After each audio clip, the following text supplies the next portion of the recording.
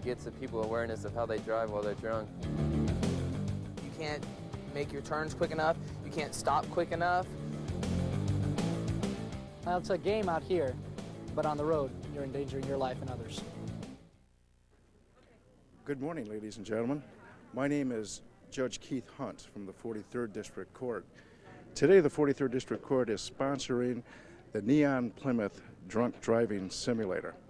It's being produced in conjunction with a presentation by the William Beaumont Hospital Trauma's nurses, who will be giving a presentation in the library, which will be more informational in nature before the kids get an opportunity to enter that vehicle and actually experience the effects alcohol has on their reflexes and reaction. This is kind of a pilot program in that the Neon Drunk Driving Simulator has never been used in conjunction with the nurses' presentation, but I think it's important for these young people to hear from nurses, the people that administer the bandages, whose hands are stained with blood from accidents caused by drunk driving. They will also hear from one of their peers. His name is Craig. He was involved in a drunk driving accident and is a victim of that, and he'll be sharing his experiences and feelings with the kids as well.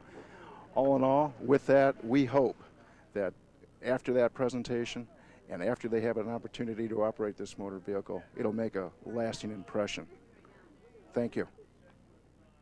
Asked a girl what she wanted to be. She said, baby, can't you see? I want to be famous, a star of the screen, but you can do something in between. Baby, you can drive my car. Yes, I'm gonna be a star. Baby, you can drive my car, and maybe I love you. Beep, beep, beep, beep, yeah.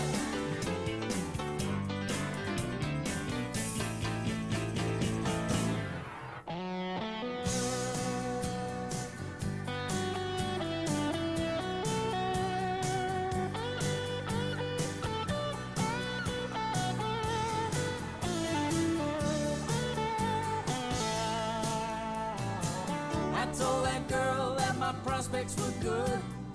She said, baby, that's understood. Working for peanuts is all very fine, but I can show you a better time. Baby, you can drive my car. Yes, I'm gonna be a star. Baby, you can drive my car, and maybe I'll love you.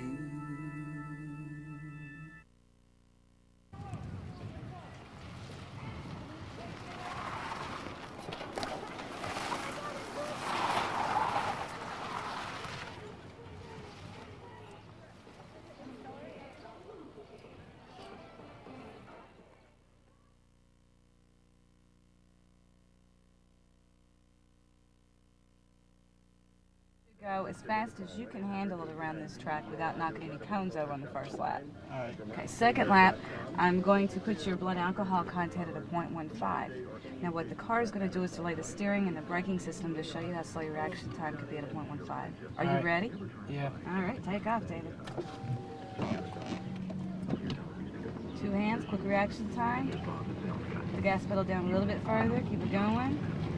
There you go, quick right, keep it going. Perfect, David. Just a little bit faster and I'll be happy. You're doing great. We're going to go around one more time, David. Keep the car moving. Now, you're going to do everything right. The car's doing everything wrong, so just go with it.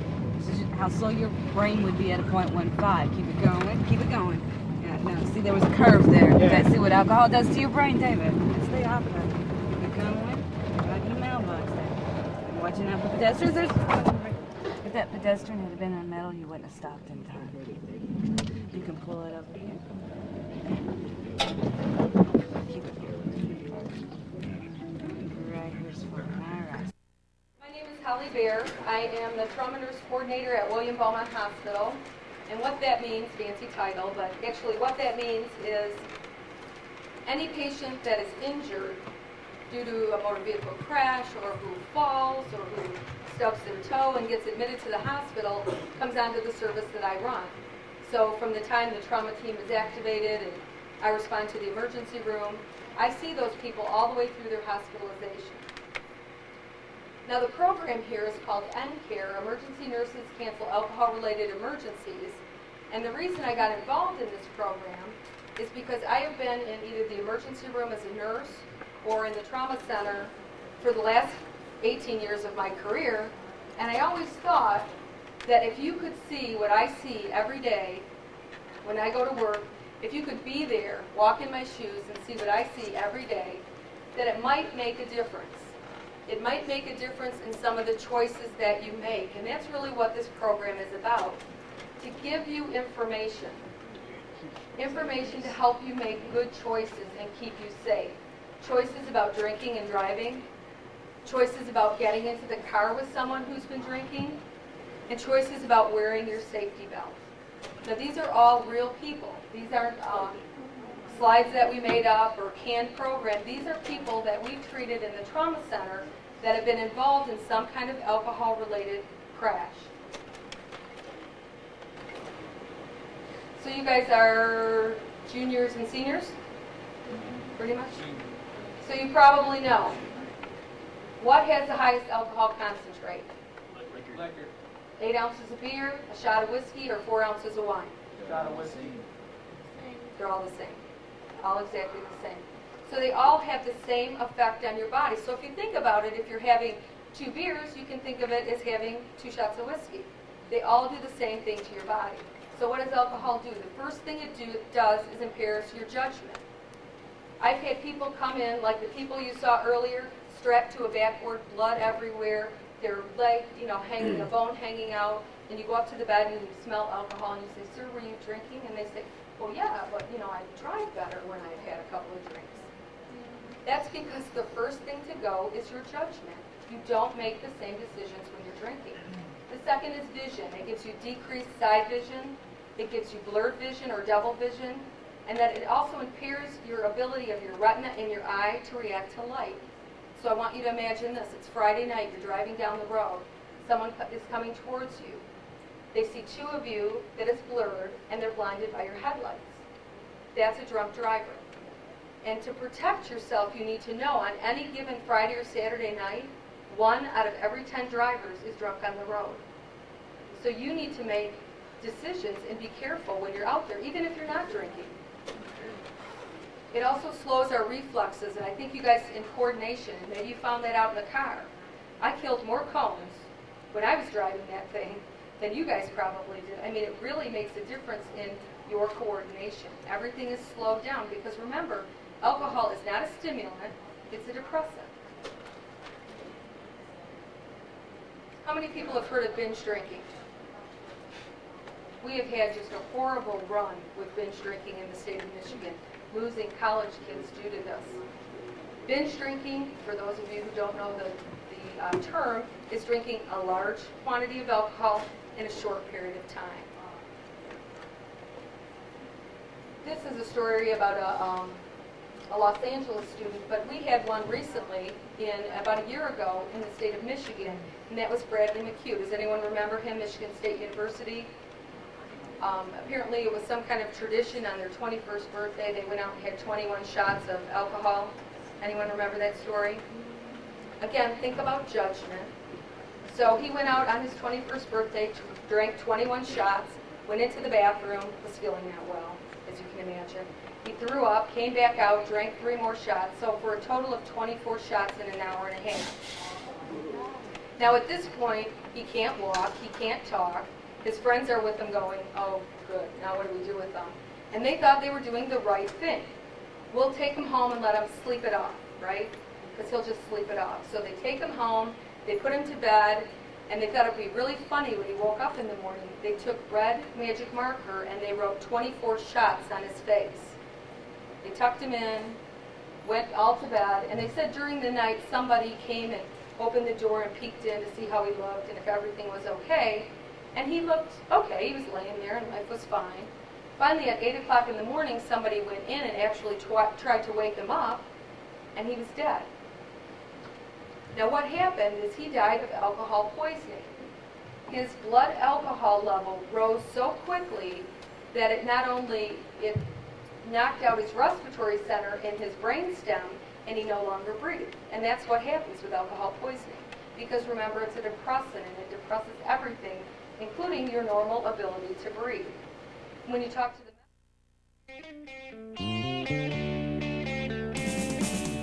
Asked the girl what she wanted to be. She said, baby, can't you see?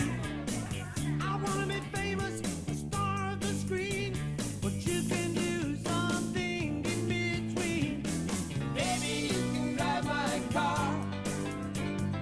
Yes, I'm gonna be a star. Baby, you can drive my car, and maybe I love you. Beep, beep, beep, beep, yeah.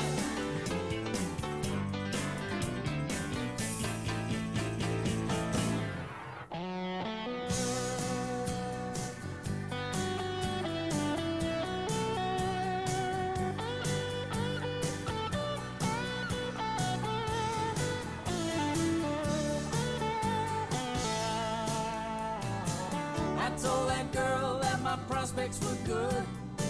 She said, baby, that's understood. Working for peanuts is all very fine, But I can show you a better time. Baby, you can drive my car.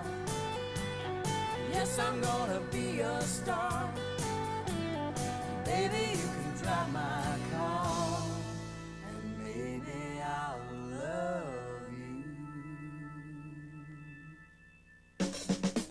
The situation against drunk driving, youngsters have been coming up short, so y'all better pay close attention.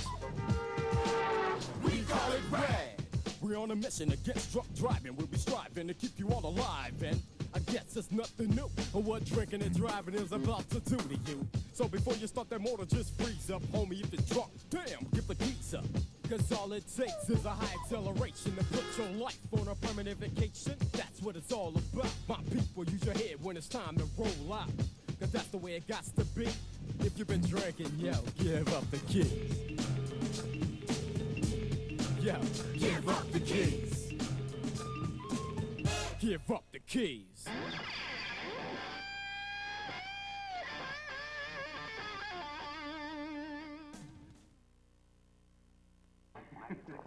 Hi, this is Sergeant Bruce Arthur from the Hazel Park Police Department. I'm a school liaison officer. I'm here today with the conjunction with the 43rd District Court and also Clyde Baker's law class.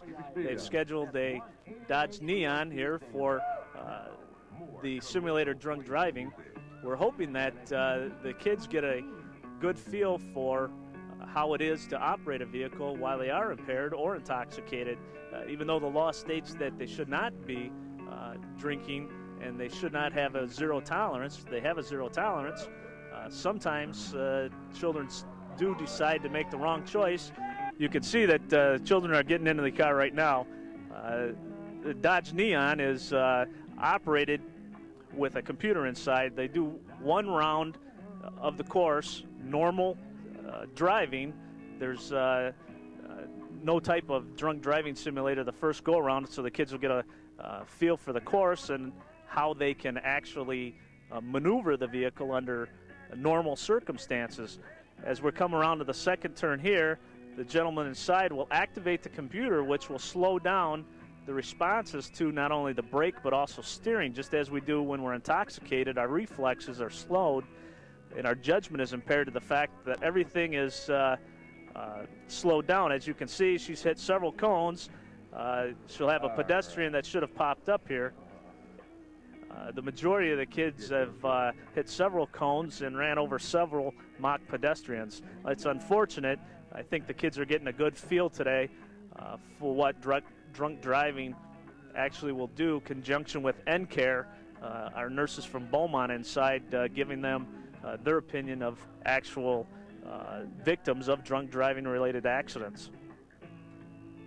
With me is Lisa House. And Lisa, are you a junior or a senior? Junior. You're a junior. Tell us what you thought about the simulator. It was fun, but it was really hard. Like, you don't have any control over the car at all. And you thought you might have more than you actually did, huh? Yeah. In light of what you saw this morning with the NCARE program, Does that make an impact? Does that make a difference seeing that program before you do the simulator? Yeah, because it shows you what effects it really does have. Like, it makes you realize. With me here is Richard Irvin, who just participated in the drunk driving simulator. Richard, what grade are you in? 11th.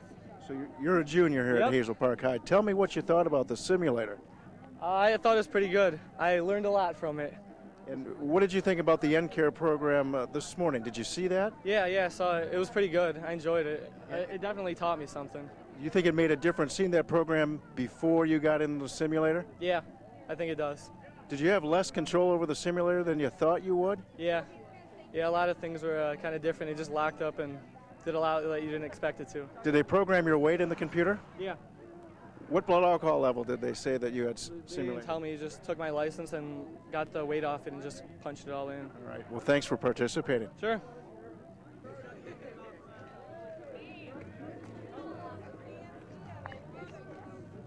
I'm here with Chuck Mills, who's, I'm guessing, a junior? Junior, All right, he's a junior at Hazel Park, and he just participated in the drunk driving simulator program. What are your thoughts? It's actually quite hard. Steering wheel's a little loose, but it's fun. Was it a little bit embarrassing and surprising? Yeah, it was. Thought I'd do a lot better than what I did. With me here is Sarah Davis, who was a senior or junior? Junior here at Hazel Park High School. She was just the operator of the drunk driving simulator, and we're just here to get your thoughts and impressions of what you experienced. Well, I thought it was fun. It was hard. I didn't think it would be that hard. It's kind of scary. After seeing the NCARE program this morning and then being able to participate and drive this, did it make a big impression on you? Yeah, it did. And I don't know, I'm scared for other people. Because I don't drink, but I'm scared for the people who do. Well, that's healthy, and you'll be able to share this information and pass it along to others, correct? I sure will. Thanks for participating. Yeah, thank you. Bye-bye.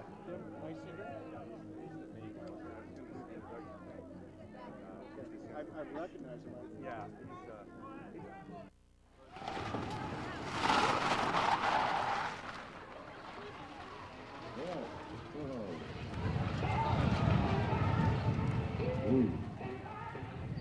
Yeah.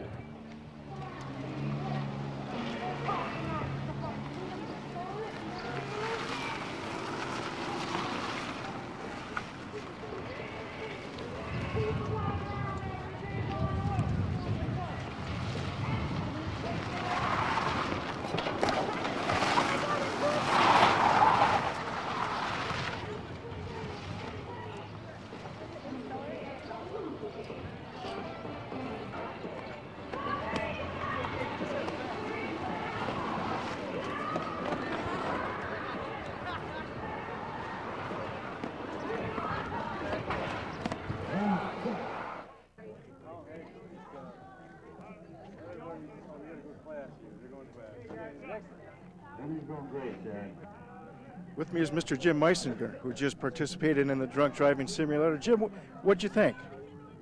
Well, it was very interesting. It was fun and exciting, but I realized that what we really hope is it has an impression upon our students. Indeed, and I think we've achieved that. Even though you were driving relatively cautiously through the pylons, could you feel the effects of the simulation on your reflexes and your ability to respond? Yeah, you really can, because you know, when you try to steer it in the manner that you want to, all of a sudden it's not happening.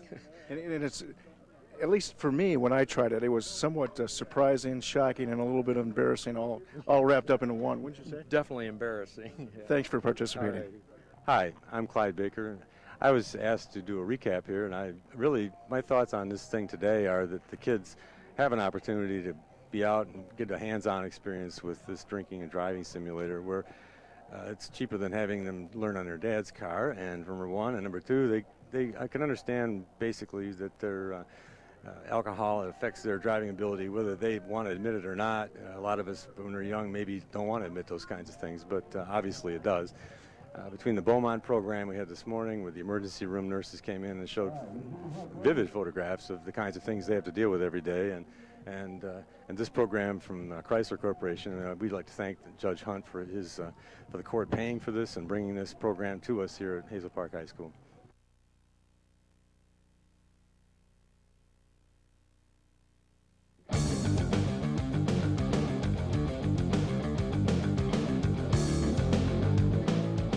gets the people awareness of how they drive while they're drunk.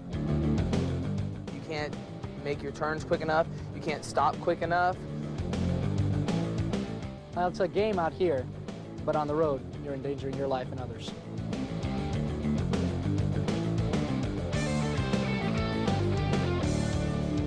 It's dangerous. A lot of cones are going down.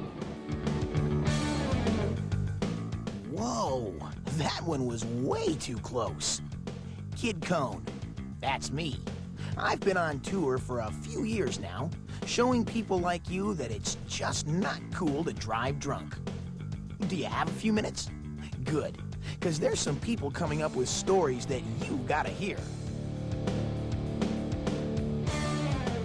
First, here's Dr. John Ellicott from the TV show Beyond 2000.